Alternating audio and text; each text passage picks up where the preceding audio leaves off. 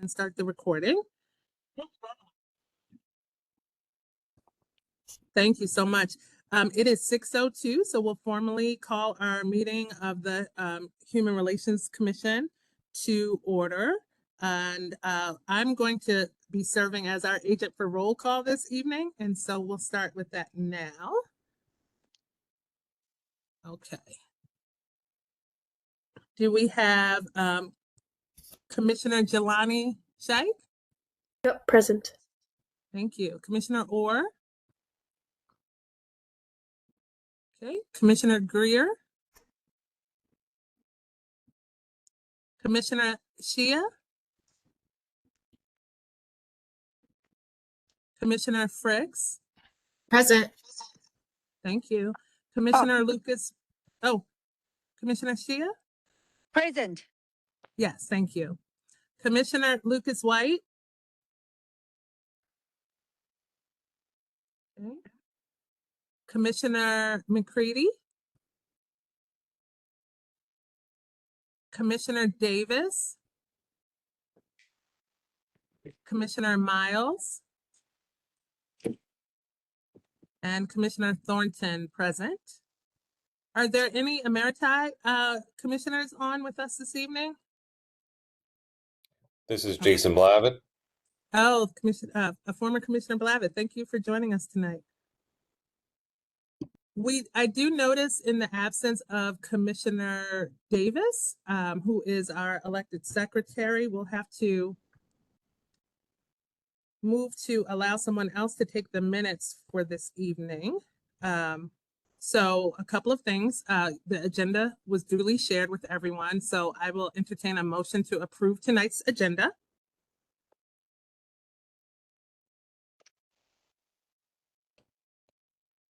Is there a commissioner that can make that motion?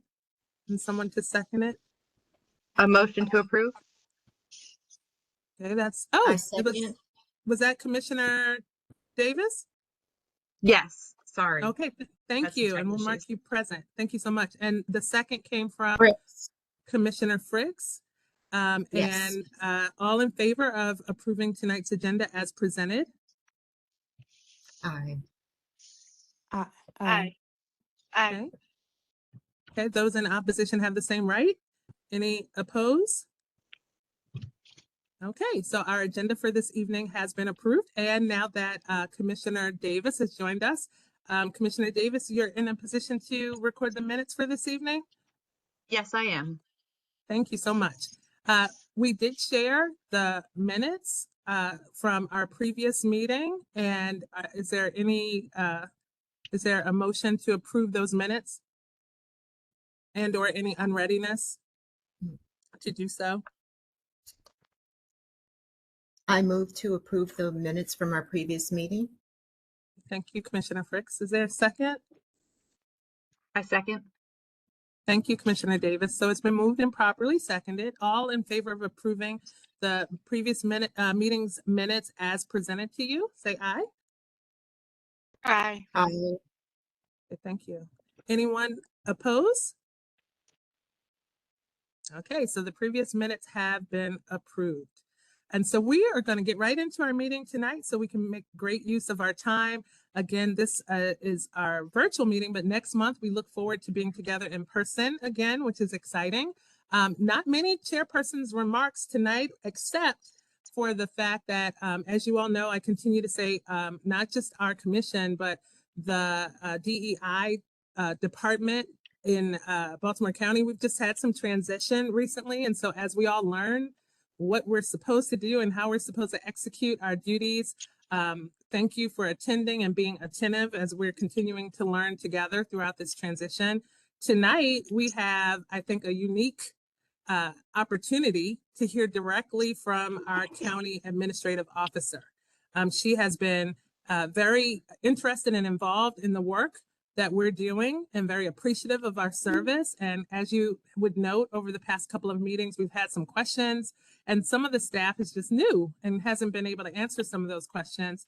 And so we have the privilege tonight to have DeAndrea Walker, on with us, and we're going to turn the agenda over to her. She's going to give us some updates. She's going to clarify some things for us, and we just ask that you give her your attention, and then if she's willing and able, I'm sure there might be an opportunity to ask additional questions. And so with that, I'll turn it over to our county administrative officer.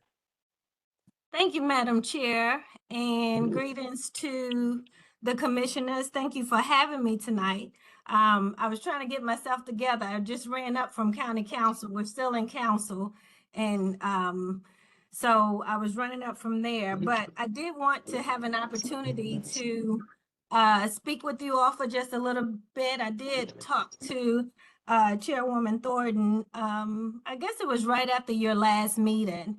And she had questions about the budget as well as some other things. And so I thought it would be most appropriate for me to come and have a conversation with the commission to bring you up to speed on a couple of things that's been going on here in Baltimore County, in particular with HRC. Most of you all know that Savitra was the previous executive director, and she left about a year ago. When Savitra left about a year ago, I hired new staff. My staff in that area has completely flipped over. So I listened to the minutes from the last meeting, and I noticed that there was a lot of questions that our executive director was trying to provide some responses on. But as I told you, Chairwoman, that his historical knowledge about budgets and things in the county is not as vast as it would be had he been here for a minute. So I wanted to provide some clarification on a couple of things for you. And then I also wanted to give you an overview about where we are with the commission itself and a little bit of historical knowledge with the commission. So in the county in particular, the commission has moved from oversight from a few different departments. At one time, I've heard that it was in planning. At another time, I heard that it was doing some duties in DACD, and then it moved under Office of Human Resources under our DEI division. So that has happened. A lot of that has happened within the last 5 to 6 years. So most of you all know Ramona was here for quite some time, and she had been a steady fixture with the commission, and Ramona then left. Unfortunately, when Ramona left and Savitra left, there's no documents, there's no history, there's no real history on you all's bylaws, on you all's handbook, on minutes and things that you all had done historically. So what I asked our Office of Law, and our county attorney is on the call as well, and I've asked him to start to attend the calls as well with me or with my special assistant when I'm not able to attend the call, so that you all can have the support that you need as a commission. But I've asked the county attorney to take a look at what the commission's charge is. One of the things that we found when looking at what exactly is the commission's charge, because completely transparent, this commission works a lot different than the 200 and some odd boards and commissions that we have here in Baltimore County. We noticed that your articles gave you all some authority that most of our commissions and boards don't have. And some of that authority called for you all being able to hold public hearings, you all being able to subpoena, you all being able to do investigations associated with education, associated with housing, discrimination and things of that sort. But when you take a step back and you look at the makeup of the commission, is the training available for you all to be effective at doing those duties, right? That was the first question that I had to ask when I heard these were the things that the commission was responsible for, right? When we assigned or selected members to be on the commission, did we make sure those different members of the commission had the background and the expertise in the areas of discrimination, public accommodation, employment, and things of that sort? And the reason why that's so important is because if you are doing subpoenas, if you are holding public hearings, if you are putting out sanctions as a commission, there's a liability associated with that if we don't have the proper training and the proper knowledge to be able to do that, to make sure it's a fair and equitable process, even when it comes to appeals. So as I asked my Office of Law to take a look at your, the articles and the bylaws and the bill that actually created the commission. The bill that created the commission goes all the way back to 1963. A lot has changed since 1963. And as we start to look at the bills, we start to look at amendments over time, and they've all changed for one reason or another. But in the midst of doing that, it was recognized that we have some conflicting inconsistencies amongst what the commission should be doing. For example, Article 3 and Article 29 in several areas in the initial review that the Office of Law has done conflict each other in a number of areas. So with that, I've asked the Office of Law and I've asked my DEI team to do some analysis associated with Article 29, Article 11, and Article 3. Do the history of the bill so that we can see why some changes were made and why some changes were not made.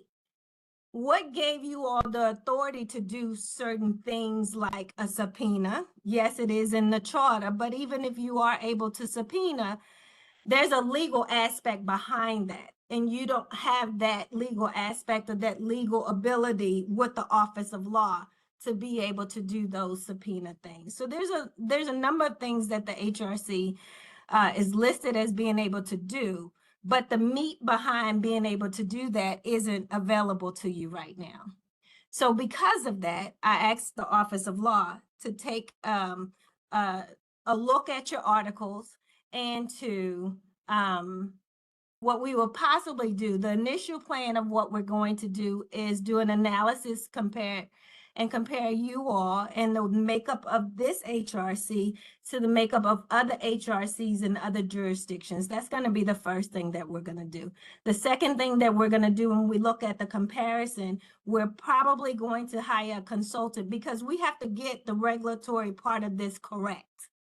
Because if we don't, and you all rule on a case, and we didn't have the authority or we didn't have the legal perspective of that case behind it, that puts the county into in jeopardy. So I've asked them to take a step back and take a look at that. So Mr. Bryant has been very helpful in making sure that we're able to do that. He's going to do the initial analysis and then work with the Office of Law. We're having bi-weekly meetings so that we can get that in play. But while we're putting that in play, to not stop the very important work that you all do, we're still going to take in the complaints. We're still going to take in the complaints, but we're going to partner with areas that have experts in those complaint areas to get them to advise on ruling on those complaints along with the commission, just to make sure that we have the legal backing for the decisions that you all are making, right? So we're going to continue the important work that you all are doing, but we're going to slow it down just a little bit in terms of making sure that we have the right partners to advise on things like housing discrimination. And you'll hear from our DHCD team today about our fair housing.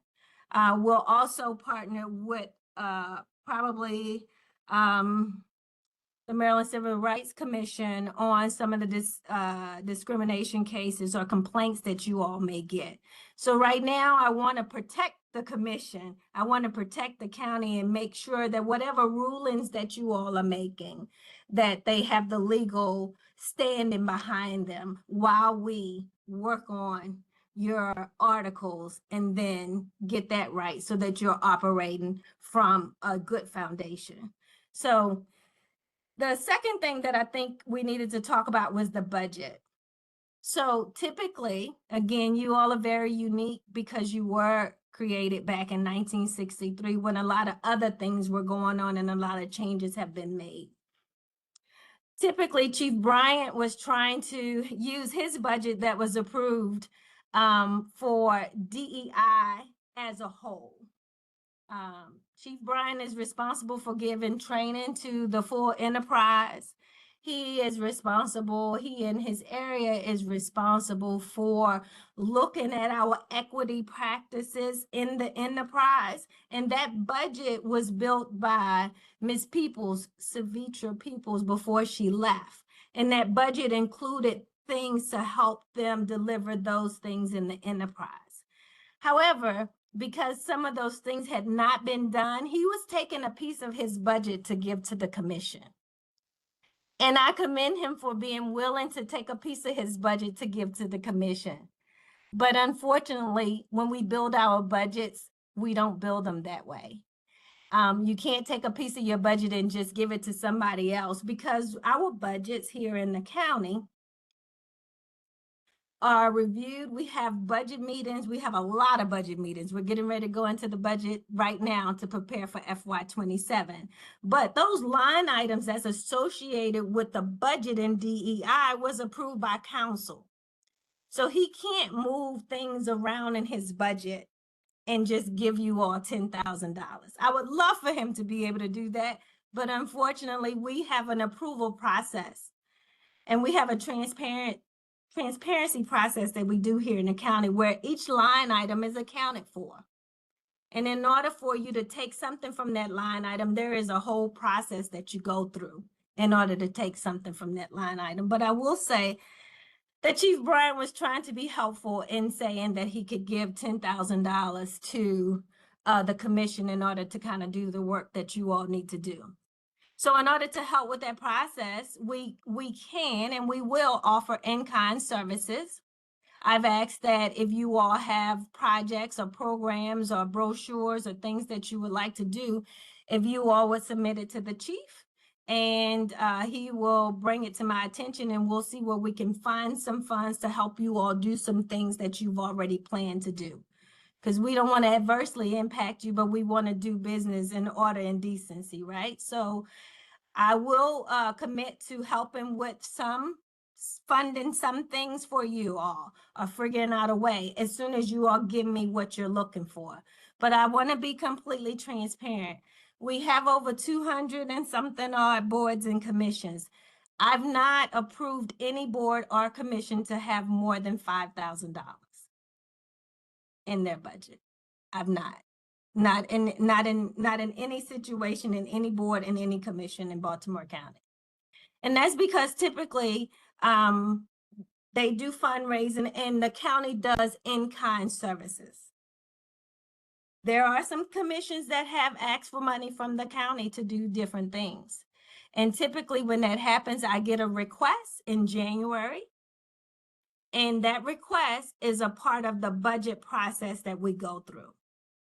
So I'm going to let you all know, if you would like for the county to give you all a budget, you should submit a budget to me by the end of January so it can go through the budget process that we have that happens here in Baltimore County. So what happens is each department comes and has regular meetings, budget meetings, and in January we will be at what we call stage 2, the operating budget, and Chief Bryant's budget, the DEI budget, falls under Office of Human Resources. Office of Human Resources, when they come for their budget meeting with the executive staff, they will present your budget as a part of their budget so that you can have money allocated. So that's kind of how that process works. So come January, if you all have requests for a budget, if you could submit it to me during the month of January, we'll make sure it goes through the process. And you'll know, because council has to approve all of our line items. And the budget is usually approved. We present it to council in April. And after we present it to council in April, we go through the deliberation with council back and forth. We have quite a few meetings. And then it's normally approved the end of May, 1st of June, somewhere up in there. For usage starting July 1. However, again, in-kind services, other things we can do, we're more than willing and more than flexible to try to do those things for you. So that's a little bit about the budget. That's a little bit about right sizing your agency. I had some other, the bylaws. We also introduced, I had my assistant sent over a skeleton of bylaws for you all to start with. I know the chairwoman talked about building your bylaws and making sure your bylaws were in order. So we took some, Chief Bryant did some work and took some back and forth. I reviewed them in the whole nine to give you all something to start with and build them out. And if you want, I can also give you bylaws from other authorities or boards. Probably the authorities may be much a little bit more closer to what you all do versus the boards. So if you want more information than what he has pulled together to build a skeleton, I can give you more information on that. But I know that you all talked about having some amendments, and we're more than willing to help you with that. And let's see. And I think those were my updates based on the questions that were presented to me. And I wanted to give you a little bit of background and tell you why we were where we are right now. And in addition, the last thing that we also looked at you all's role. I know that 2 commissioners resigned during the last meeting. So you have 4 vacancies on your commission right now. And actually you have 4 appointments that end as of December 31st, 25. And I know Chief Bryant was working with our appointments office to get some reappointment letters out and to start to work on filling those other 4 vacancies. So all of that to say, we spent a lot of time on HRC. I don't want you all to feel like we have not. We've spent a lot of time, but we're trying to make sure that we do things in order and decency and make sure that you all are operating on solid ground when you make your rulings on the important work that you do every day. So I hope that I was able to give you all a little bit of background about what's actually been going on with HRC from Chief Bryant's perspective and from the Office of Human Resources perspective. And I'll take any questions that you may have.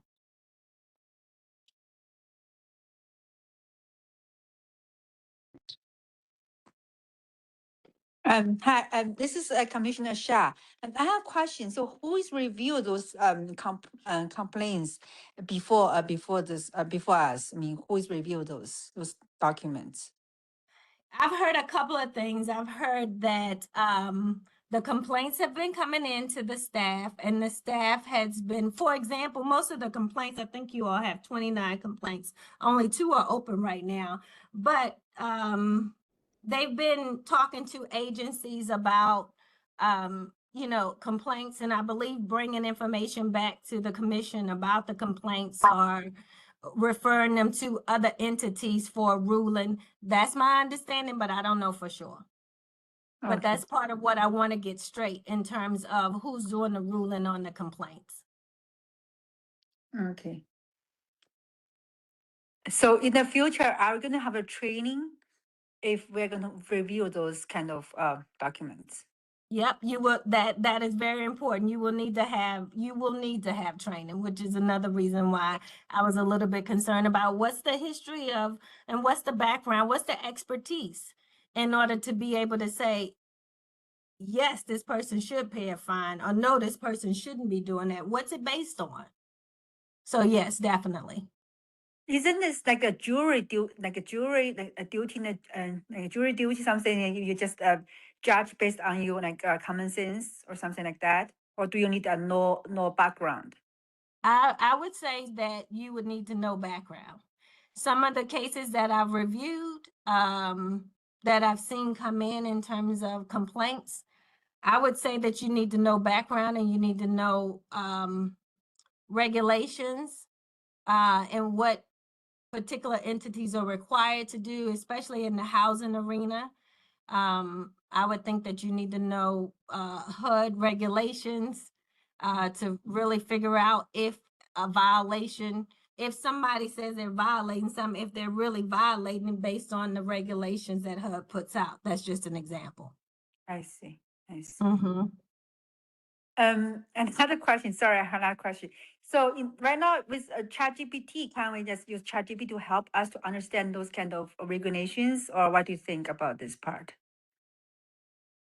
ChatGPT, based on my knowledge and talking to my information technology team, it's not always accurate. I see. So I think we have to be very careful with that. It's not always accurate. And most times when the commission is ruling on something, there's a legal component behind that can make you very vulnerable. Okay. And I'll, Attorney Benjamin, if you want to add some more to that, we've had much conversation about that. As far as the issue of using ChatGPT? ChatGPT or just ruling on discrimination or complaints overall and the vulnerability from a legal perspective. Well, as it relates to ChatGPT and looking at the issue of discrimination rulings, I agree with the AO. I would not consider those to be what I call reliable authority. Looking at the HUD statutes, federal regulations, and the case law, I think is more reliable. I'm hoping that's I'm answering your question. Is that what you're asking? Well, that was one part she was asking about the ChatGPT. I think I was going more into making sure we have the training and the foundation when we make the rulings because of the legal liability associated with them. Oh yeah, I mean you want to make sure that you're relying on the necessary reliable authority, so that way the decision that the commission is come to is based upon reliable authority and wouldn't be subject to challenge. I think that's what you would get at, Madam Mayo. Mm-hmm. Yeah. Yeah. I'd also like to pipe in because it'll be part of our presentation later tonight, is as you'll see, it's an ever-changing landscape depending on the administration. And so Chat GPT does not have the ability to look at HUD guidance that may or may not have been properly published, and it's evolving day to day. So that's yet another reason why Chat GPT, as how it operates as a technology, would not be a fit for something like specifically housing related discrimination. Okay. Okay, thanks.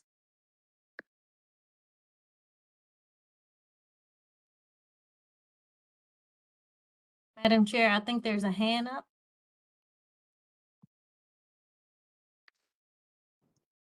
Hi, this is Commissioner Commissioner. McCready, yes. Yep. Yes, hi. I have a couple questions. Mm-hmm. I've been in fair housing for a minute. That's an understatement. I was wondering first, I know you mentioned the Maryland Commission on Civil Rights. However, I would like to know, like, what other human relations commissions you didn't mention in general are you looking at to look at their specific bylaws and their practices? I know historically, Washington, D.C.'s Human Relations Commission has been a fantastic example, as well as Montgomery County. I know that Anne Arundel County is also updating their information, Baltimore City Human Relations Commission. I was just wondering which commissions or what other commissions or HRCs are you looking at, for reference?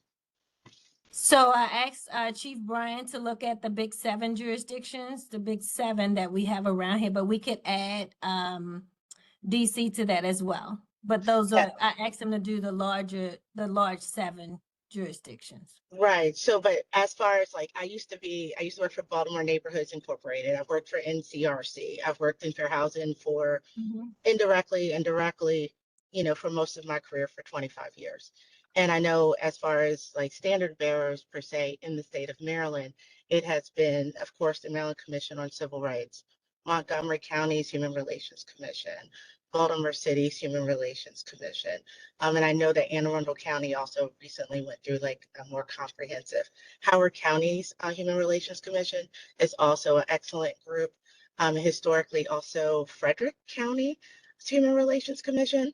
The reason why I mentioned Washington, D.C. is that at one point when I was at Baltimore Neighborhoods Incorporated, which used to be Maryland's Fair Housing Organization, I was often invited to go down to D.C. to work with their commission and review files. So I just wanted to mention them as another example. So that's one comment. The second question I had for you is that, yes, there's definitely extensive training that's required. Everything is based on like a case-by-case basis. So I definitely agree with everything that's been said.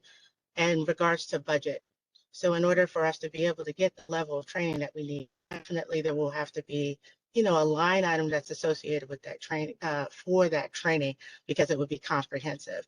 And so is there a commitment there? I know that we would have to request, but I know you said that the budget is like $5,000, but the level of training that you're talking about is pretty costly. And so is there a commitment there by the county as far as liability and commitment to what we're doing to ensure that we are trained appropriately? Thank you. So when I said the big seven, PG, Montgomery, Anne Arundel, Frederick, Baltimore City, I'm doing them off the top of my head. Those are all in the big seven. So same ones you were talking about in addition to DC. So he'll do some research on all of them. So those are all a part of the big seven. And yes, the county is committed. I think it's an obligation that we have, right? We can't ask you to volunteer and do this. How we actually roll that out and how we actually provide the training, of course, I can't speak to right now, but I would imagine that we would want to get a training portfolio, and I would work with my training manager to, if I had to say it off the top of my head, I would have to work with my training manager to solicit some type of training for you all, for the services that you all will provide.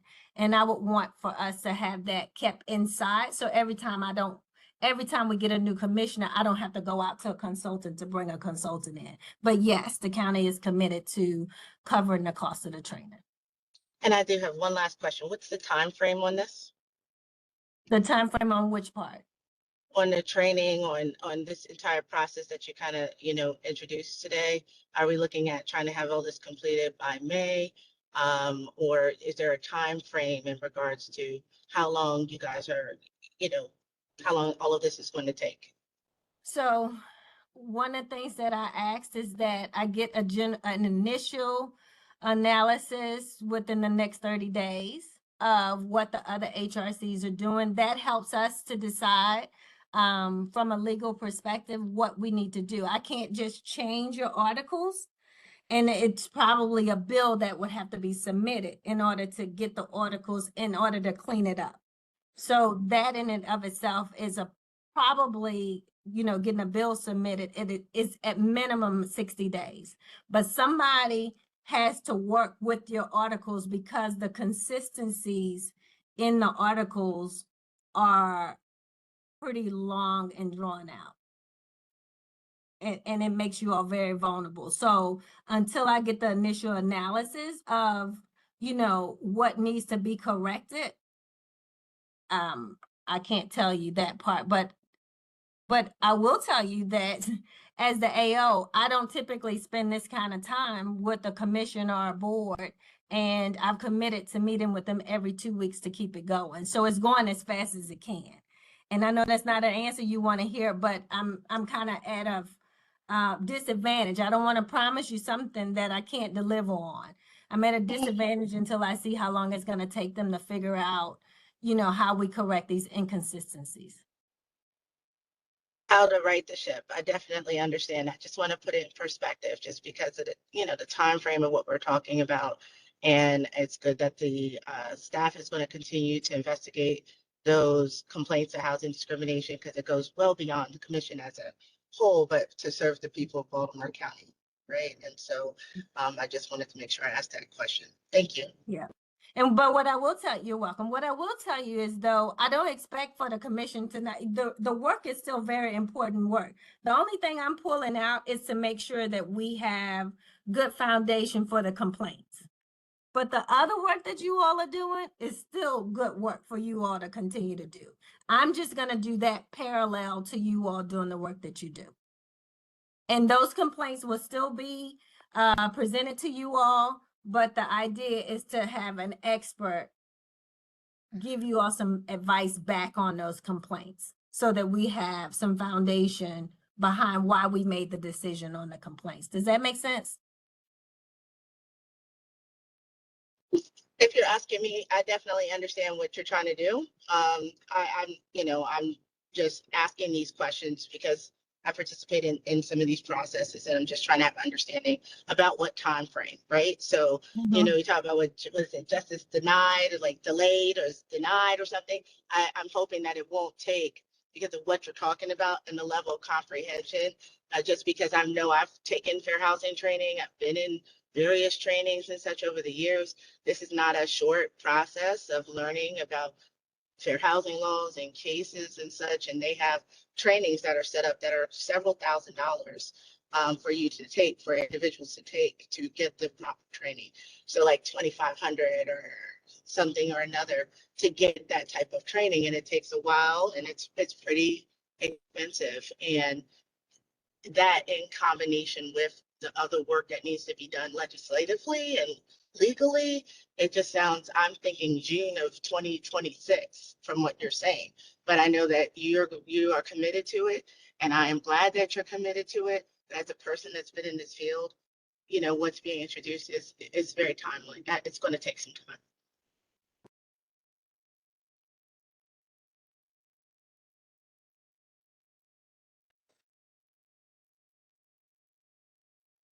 Are there any additional questions?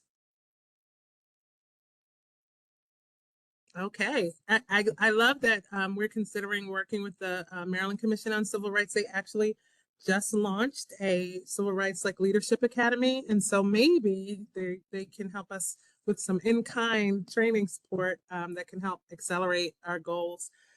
So thank you all. Thank you to our Chief Administrative Officer for taking her time to clarify and explain and answer our questions. We really do appreciate that.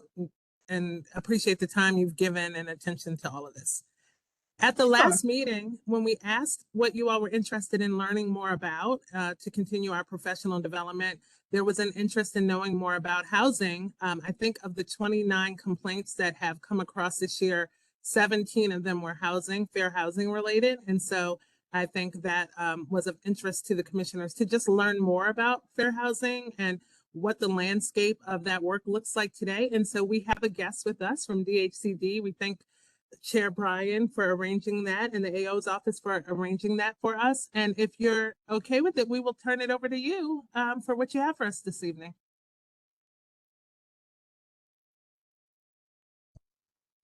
Perfect. Thank you so much. On behalf of DHCD, I want to thank you for extending this invitation to us.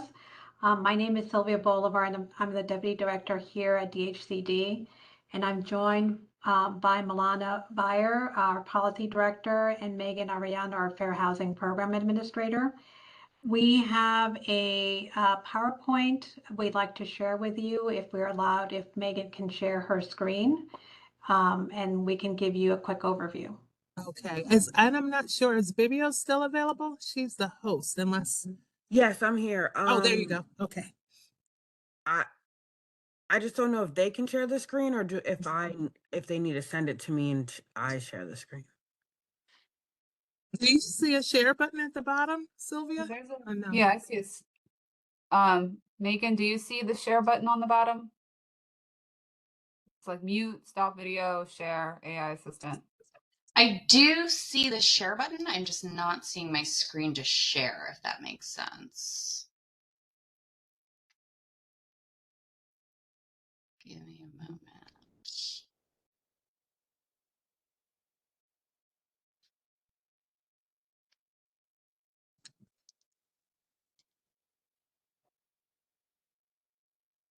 Yeah, for some reason, my third screen is not popping up.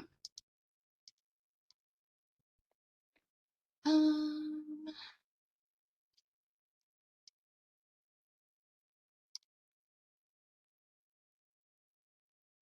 Let me try something.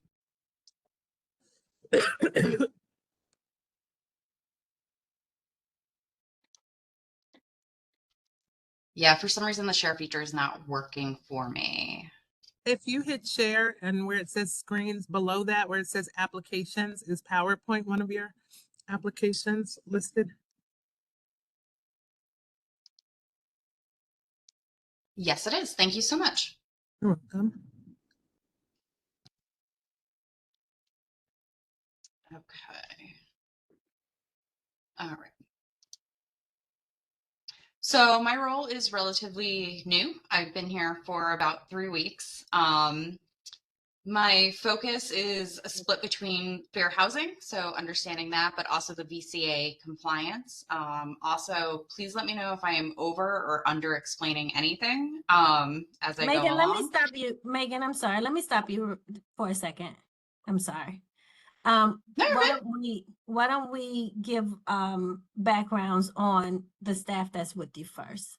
Sylvia is my deputy director. Sylvia, why don't you introduce your staff? Because when Megan says she's new, I don't want it to be like all my people are new, because they're not all new. Sure. So I serve as a deputy director here at DHCD, and I started in January of this year. And I'm joined by Megan Ariano, who is our Fair Housing Program Administrator. She has a strong data background, and so one of the things we're looking to do and we're really excited about is really looking at the data and the collection and tracking of this data, so that will help inform public policy.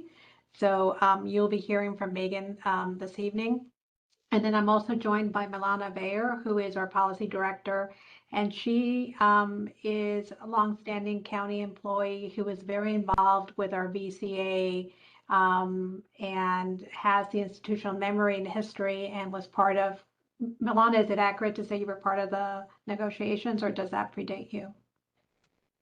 I wasn't involved in the VCA negotiations, But she is, you are the but I person. was here when they were happening.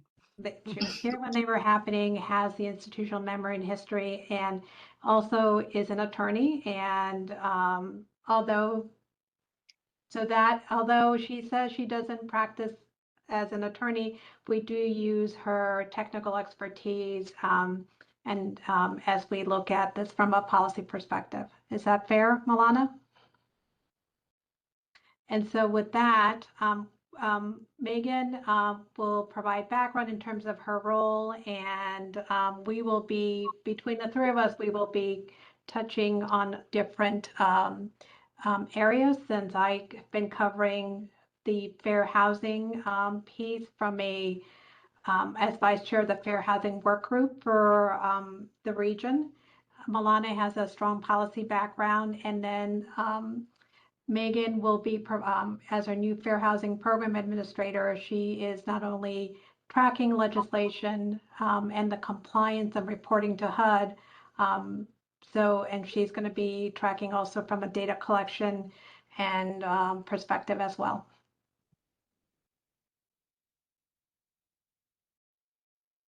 Perfect.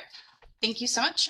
So like Sylvia was saying, my background is primarily data analysis. I'm a researcher. My background spans academia, Johns Hopkins. I was federal for a little while at HHS. So what I will be looking at is pretty much everything from a data perspective. So, and then talking and speaking towards policy development, legislation tracking. We have Rotor maintenance. Rotor is our database that helps us track our rental demographics, make sure that our VCA terms are staying on track. And we do maintenance, reporting, tracking, just making sure that all of our data is as clean as possible. The quality is as good as we can make it. Tracking the prospective and current projects, so everything that's currently in development. And then also I will start looking into providing education and outreach on fair housing requirements. So that is pretty much an overview of what I will be doing and my role. But again, like I said, I am I'm new to county government, and I'm actually very excited to be a part of it and to get started. So yeah, that is my background. I will move on to the VCA if that's okay. Milana? All right. Yeah.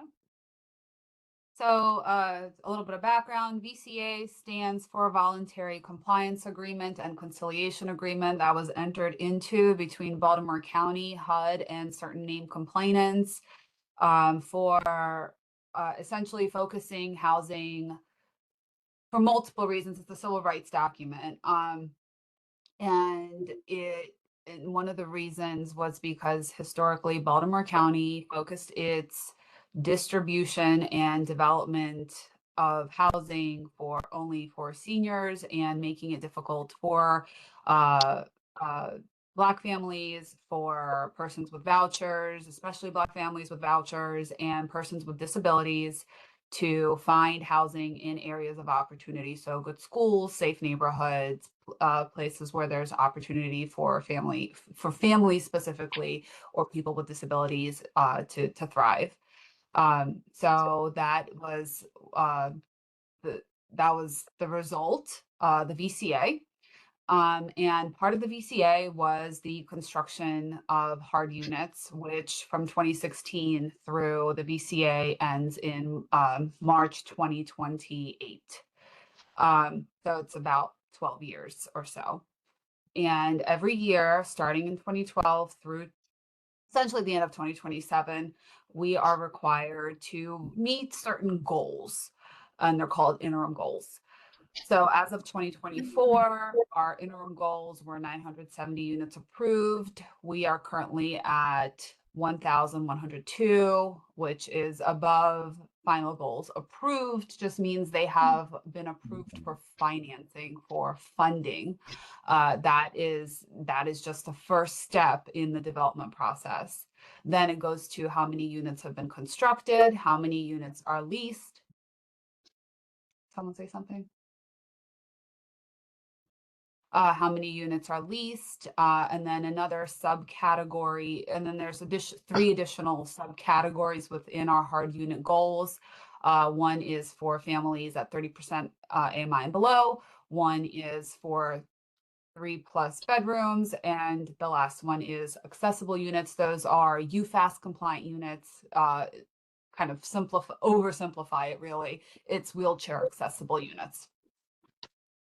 So this is where we are.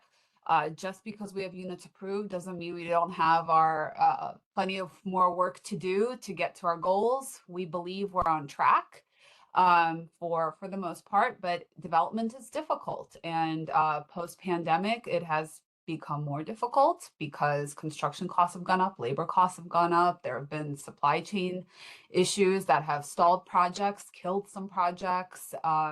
We're still working through some projects that had funding gaps, that now have funding gaps that wouldn't have had them otherwise. So it's a lot of limited resources to build the housing that the county needs and is in part required to do. But the VCA for us has always been more of a floor, not a ceiling. We have a lot more to build and a lot more to do outside of the VCA, and the VCA is not our housing plan. It's just an important part of our future planning.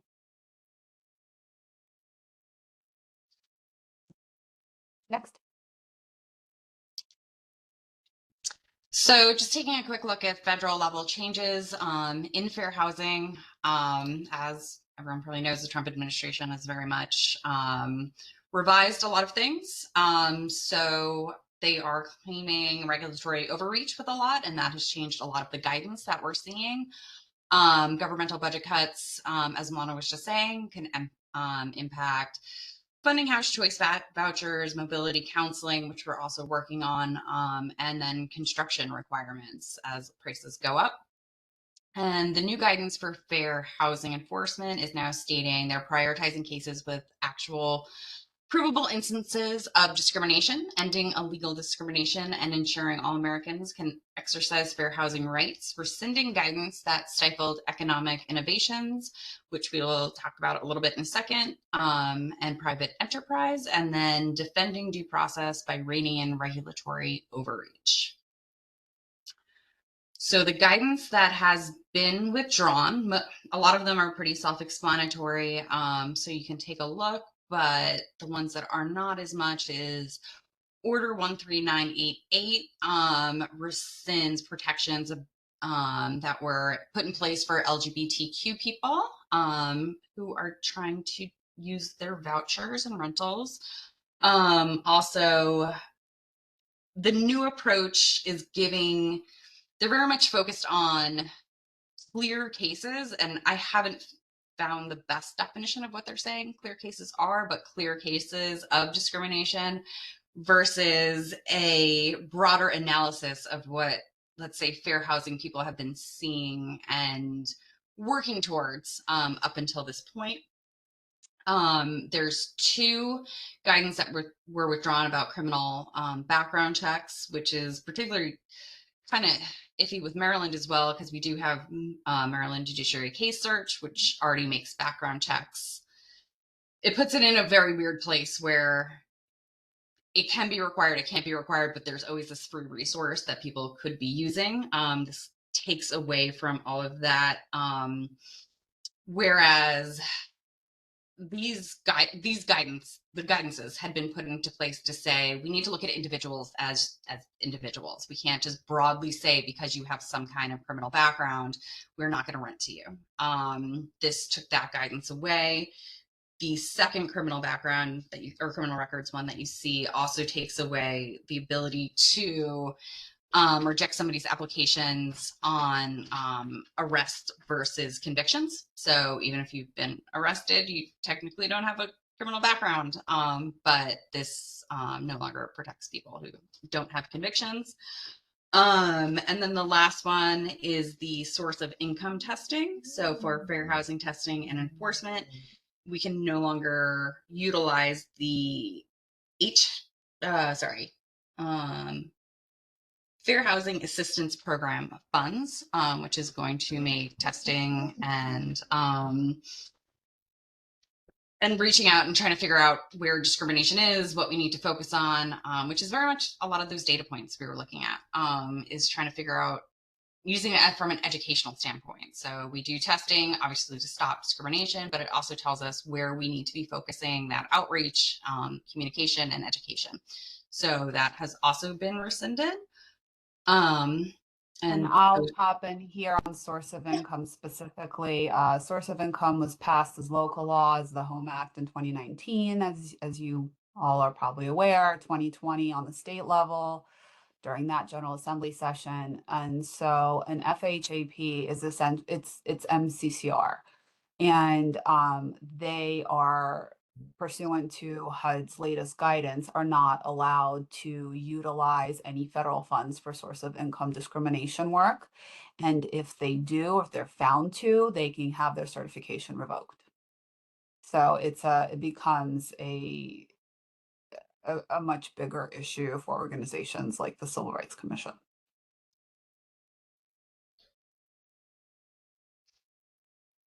I see a question that popped up that I cannot answer.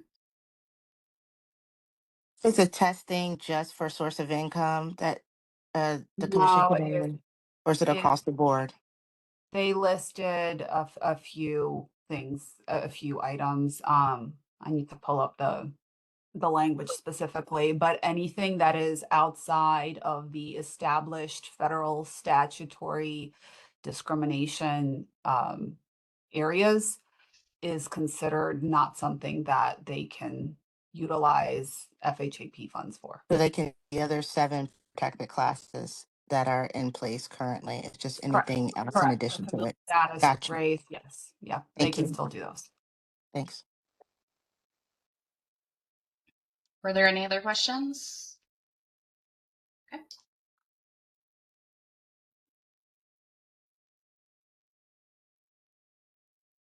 So as part of our VCA compliance requirements, the county has 2 fair housing contracts. We partner with Economic Action Maryland and to conduct fair housing outreach, training for realtors, property owners, managers, and social service providers. They also provide fair housing complaint assistance. Every year, we're required to submit to HUD an annual performance report that covers from July 2024 through June 2025. And we reported to HUD recently that Economic Action Maryland served 180 tenant households, equating to 431 residents. We also partner with Equal Rights Center, and they provide rental sales and lending testing. And during that same time period, they reported 46 tests in Baltimore County, and issues tested were based on source of income, disability, race, and criminal records. I met recently with our 2 fair housing partners, and moving forward, we're going to be meeting with them on a quarterly basis. We're also planning on having the Equal Rights Center present at the next regional fair housing working group meeting.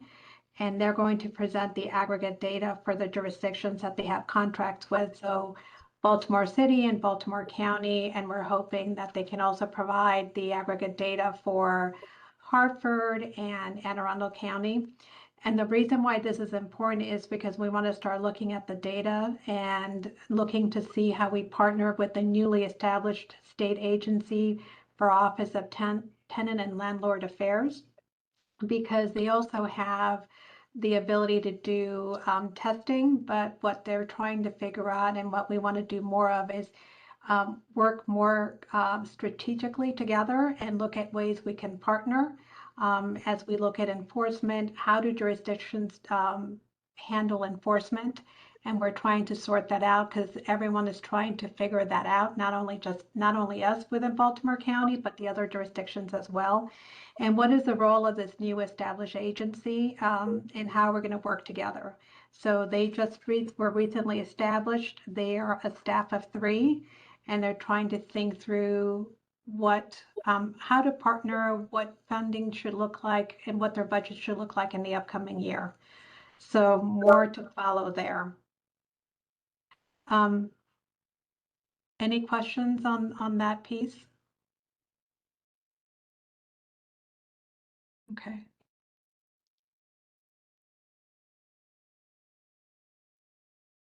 So in terms of DHCD and HRC collaboration, the couple of thoughts that we had, and we're obviously open to additional suggestions as HRC is being reincarnated in its best form, is data collection and tracking, especially for complaint referrals to that come in through you that we can follow up on, and event collaboration and training. So those are the 2 main ones that that we had in mind. Next.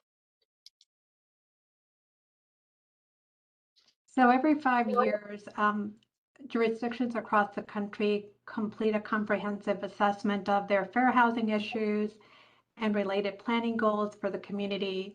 It's designed to determine how effective jurisdictions that receive housing community development funding from HUD meet their legal obligation under the Fair Housing Act of 1968 to proactively address a negative legacy of housing discrimination in our country. We participated in a regional fair housing plan that was completed earlier this year. And so we overhauled our local action goals, and we identified 4 impediments. They are lack of knowledge about fair housing, insufficient housing affordability and safe housing options, lack of affordable housing for people with disabilities, and lack of financial education. So those are the 4 barriers we have identified. We have put together actions in response to the barriers. We can share the regional plan with you, and we can share with you the link if you're interested. But we're doing things like working with our 2 fair housing contractors around outreach, testing, education, training. We also provide funding for housing counseling. So if you're looking to purchase a home, you have the opportunity to get housing counseling through a certified HUD counselor, and also to help prevent and also to help with mortgage foreclosure prevention. We also have funds that go towards single-family rehabilitation programs. So if you're a low to low moderate income person who owns a home, and you need funds for electric repairs, plumbing, HVAC, those sorts of things, we help with providing funding to low and low moderate income homeowners. It's an example of how we're trying to help preserve housing stock as well as foster housing stability.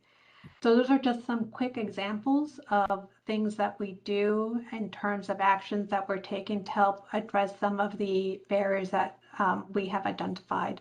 And again, we have the plan and we have much more detailed goals that we can also share with you as well. And then in response, we're also looking to do more a data-driven approach. Not only are we tracking legislation at the local, federal, and state level, we're also looking to develop and track fair housing claims.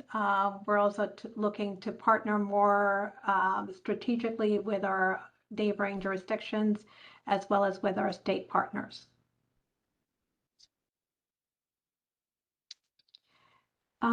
Are there any questions?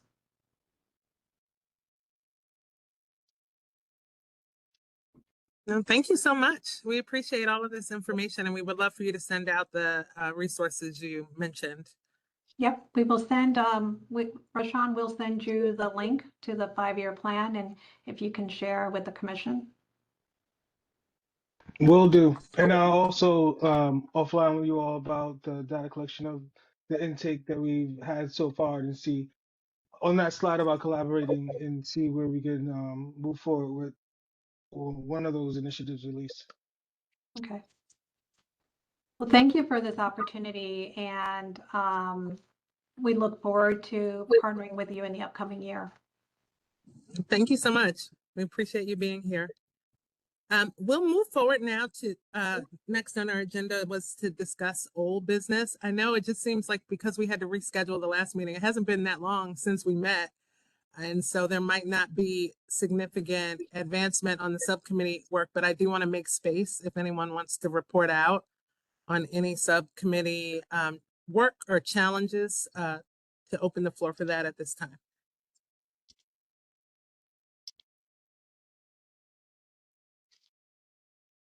Okay. I do know that a couple of the new commissioners did reach out to myself and to Bibios, volunteering to serve on some of the subcommittees. And so we appreciate that. And we'll do some kind of like behind the scenes administrative connection to make sure everyone is looped in on one of the 3 subcommittees at this time. So we all heard our CAO mention that now is the time to really be thinking about budgeting for next year, to be thinking about what the needs are. And I really think to be fair to the budget process and not to ask exorbitantly, you know, looking at what the needs are for the work of those 3 subcommittees, which is the existing work from this year, the signature event, the duplication of the brochures, which might be able to be done in kind through the county. And so we're going to ask the subcommittees to come together and just make some reasonable assumptions about what you think you might need access to in the realm of a budget for 2026, so that come the end of January, as she mentioned, that we can duly submit that for consideration. Are there any questions about that? Now that we have the process, we need to utilize it if it's the will of the committee to do so. Okay. Yes. I'll commit. I mean, if you all have a brochure now that you want to get copies of, we have a print house. We have a print department here. I can commit to helping you all with that. And if there's other things, again, you know, that you all need, like right now, to do some of the things that you all have already been planning. If you all don't mind telling the chief what you need in the budget, you know, you don't have to wait until January for, you don't have to wait for January to submit the whole thing. If there were things that you all had in the works, because it sounded like you all had some things in the works when I listened to the last meeting. So if it's brochures, if it's some things in the works, if you send it to them, I can see where, you know, where we can help you out with some of those things. Thank you. Commissioner McCready, do you think that, are you in a position to send over your final product and to indicate how many copies, or, you know, what the plan was for printing, so that we can maybe tie that up this year? I'm happy to. I'll definitely need to touch bases with Bibios and the rest of the team just to find out about exactly how many outreaches are needed. We do have flyers because they did provide us with the final version of the flyers, but I'd like to know, like, as far as planning for future outreach activities, about how many brochures are needed. So that might be, I can share what I have, but I know Bibios and the rest of the team there do have the information that they could provide. The one thing I think that's outstanding is that there was a need for additional translation to Spanish and some other languages. And I know that that is outstanding. And I think also working along with DHCD about the requirements to ensure that we make it in all the appropriate languages, because I don't recollect like what are the top languages in Baltimore County. But you could always speak, I'm sure, with the team and that they could share that information. So just let me know how I can help. Thank you, Commissioner McCready. So I actually sent out, I believe last week, the finalized flyer in English, but I also sent it out in our top 5 different languages. And then Commissioner Orr said that he was interested in translating it in German and Hungarian. So I'm just waiting for that to come back to us.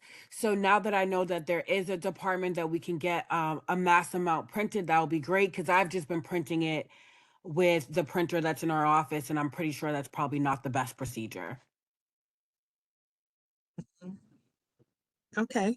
And I know the subcommittee for the special events were going to get back together, and so probably need a little bit more time. But if you could maybe have some requests pulled together by the next meeting for us all to hear, consider, and put forward, that would be really, really helpful. Commissioner Miles had a family emergency earlier today, so unfortunately he was unable to be with us, but he did do the legwork after the last meeting on creating an opportunity for us to gather on our own, to bond and get to know one another's for the holidays, as has been traditionally done. So I'll put this information out and then we'll send it to Bibios as well to send out formally. But he has reserved space at no cost at the Valley Inn, which is a restaurant establishment in Baltimore County, on Thursday, December 11th from 4:30 to 6. And that would be an opportunity if anyone wants to come out to celebrate the holidays. It would be, you know, at your own expense, but it would be an opportunity for us to spend some time getting to know each other. And that is the day after our next in-person Human Relations Commission meeting. So he was able to use some connections to reserve that space. There's no obligation.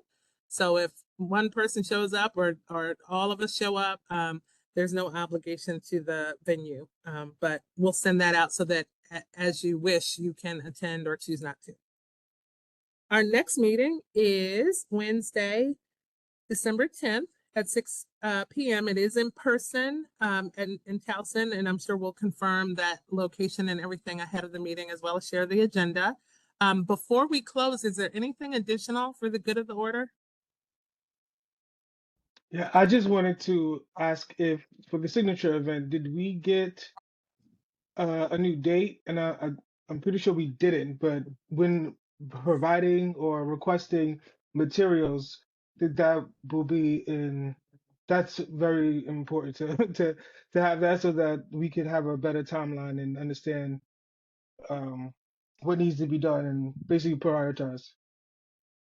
I think of last time I talked with Fred that that wasn't clear, but I think we have the space to approve that.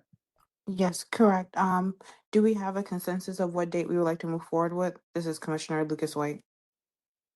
I think the only thing that has been said previously is that we give it enough on ramp time to properly promote it.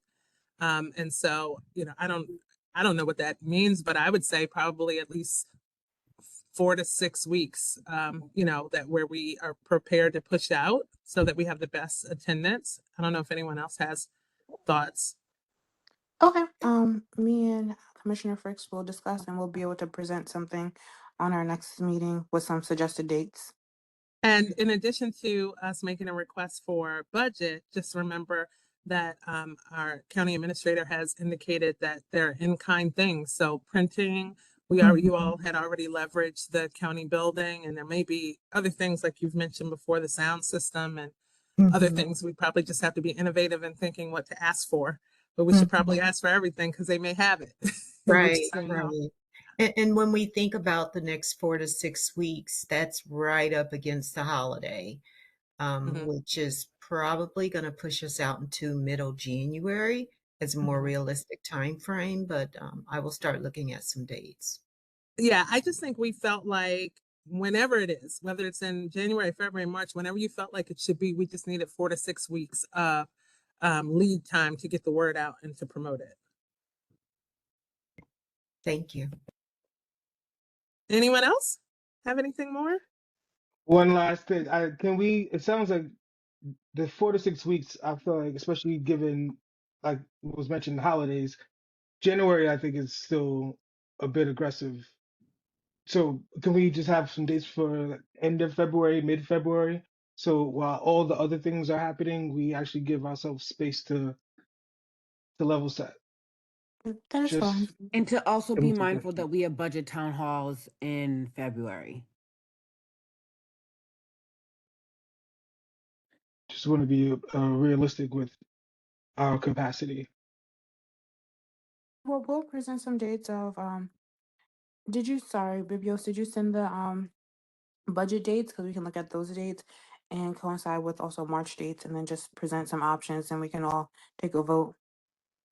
And Madam Mayo can confirm with me. I don't believe those dates were shared with us yet, but once they are shared, I will be putting it on everybody's calendar so that if you're in that district, you can attend. Okay, Yeah, they thank you. haven't been shared just yet. One of the things, you all will hear it first. One of the things we're going through is most of you all know we're going through, our council is gonna go from 7 to 9 members. So we typically go out and we do budget town halls in each of the 7 districts, but our particular issue this year is that in the middle of FY27, we flip from 7 to 9. So we're trying to figure out the dynamics associated with that, and but hopefully within the next 3 weeks or so, we'll have some dates nailed down once we get an opportunity to talk to council, because we want to be fair. People's budgets are going to change in their district in the middle of the fiscal year. It's really odd. So that's why we haven't nailed down the actual dates yet. Yeah, so, but definitely by December, we should have something. Okay. Well, thank you all so much for your participation tonight. It is officially 7:15 p.m. Oh, I see a hand up. Sorry, this is Commissioner Zainab speaking. I just wanted to make you all aware of a community outreach event I put together. So I wanted to better understand the concerns impacting my district. So I coordinated a listening session at Woodlawn High School with a few of the students so they can have a chance to speak up about the obstacles preventing them from academic success and, to spread the word about the HRC, let them know the resources they have available to them. The listening session will be held on Friday, November the 21st at 8:30 a.m. If any of you wanted to come out and sit in as well, you're more than welcome. And I'm looking to coordinate a staff session as well, but we're still working on that. Thank you for that. Nice. Did you say the 24th? November the 24th? What date was that? Friday, November the 21st at 8:30 a.m. 21st. Got it. Okay, it's now 7:16 p.m.